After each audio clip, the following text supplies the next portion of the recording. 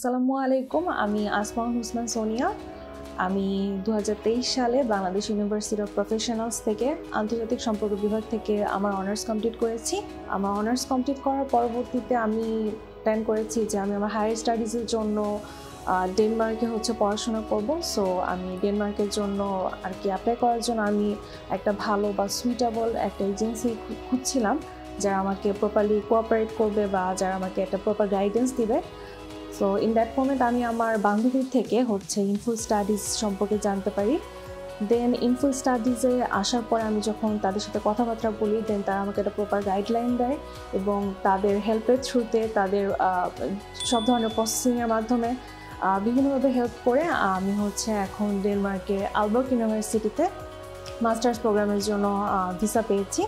আপনারা যারা higher studies করার জন্য ফরেন কোনো কান্ট্রিতে যেতে চাচ্ছেন বা আপনারা প্রপার গাইডলাইন চাচ্ছেন, আপনারা সবাই একবার হলে ইনফুল স্টাডিজে ভিজিট করতে পারেন বা তাদের সাথে কমিউনিকেট করতে পারেন। তারা খুবই হেল্পফুল এবং তারা আপনাকে একটা প্রপার গাইডলাইন দিয়ে একটা ফ্রুটফুল একটা ফিউচারের দিকে আপনাদেরকে এগিয়ে নিতে সাহায্য করবে।